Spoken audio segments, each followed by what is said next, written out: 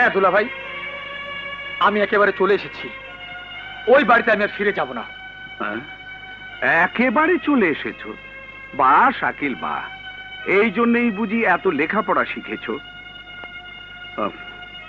মায়ের স্নেহ দিয়ে যে বোন তোমাকে মানুষ করেছে তার মনে দুঃখ দেবে, আর আমি মনের আনন্দে তোমাকে কংগ্রাচুলেশন জানাবো। এই বুঝি আমার সম্পর্কে তোমার ধারণা? কিন্তু পপিকে যে আমি ভালোবাসি এটাও তো বুবুর বোঝা উচিত। তাছাড়া দুলা ভাই, বুবু ভুল করতে পারে, কিন্তু ভাই হিসাবে তার সে ভুল শুধরে দেবার দায়িত্ব তো আমার। শোন পপি, শোন শাকিল কি বলছে দেখ তো, ফ্রিজে বরফ টরফ আছে নাকি? বরফ দিয়ে কি করবে? ওর মাথায় দেব। ও ঠিক পাগল হয়ে গেছে, উত্তর মেরু আর দক্ষিণ মেরুকে এক করতে চায়। ইম্পসিবল। ঠিক আছে দুলা ভাই, তবে আমার একটা রিকোয়েস্ট, বুবুর ভুল ভাঙাবার জন্য আমি আর পপি দুজনে মিলে যে প্ল্যান করেছি আপনি না করতে পারবেন না। তোমরা কি করবে না করবে আমি কিছু জানি না, জানতেও চাই না। তবে একটা কথা মনে রেখো, তোমার বুবুকে কোনো দুঃখ দিও না।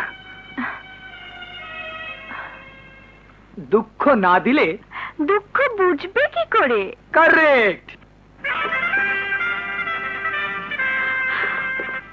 আমাকে না বলে বিয়ে করেছিস, ভালো কথা, কিন্তু বড় বোন হিসেবে তোর বউকে দোয়াও করতে পারবো না। কি বলে আমাকে দোয়া করবেন?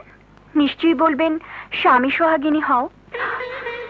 আপনি নিজেই যেখানে স্বামী সোহাগিনী হননি, সেখানে আপনার দোয়া আমার জন্য কোনো কাজে আসবে না। আপনার দোয়া ছাড়াই আমি শাকিলকে নিয়ে সুখী হতে পারবো। এসো শাকিল।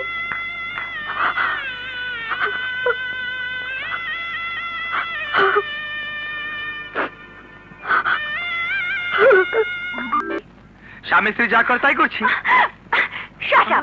এখনো হওনি, আমরা শুধু স্বামী স্ত্রীর অভিনয় করছি। ওকে বাবা, ওকে। হ্যালো নয়ন বলো, মা আমার খুব খিদে পেয়েছে।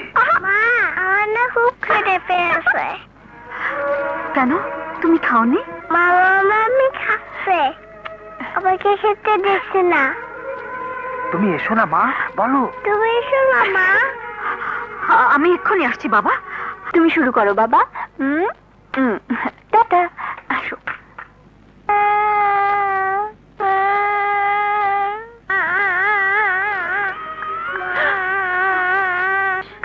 নয়ন, নয়ন কাঁদে না বাবা, চলো চলো, আমি তোমাকে খেতে দিচ্ছি। চলো লক্ষ্মী সোনা, চলো চলো।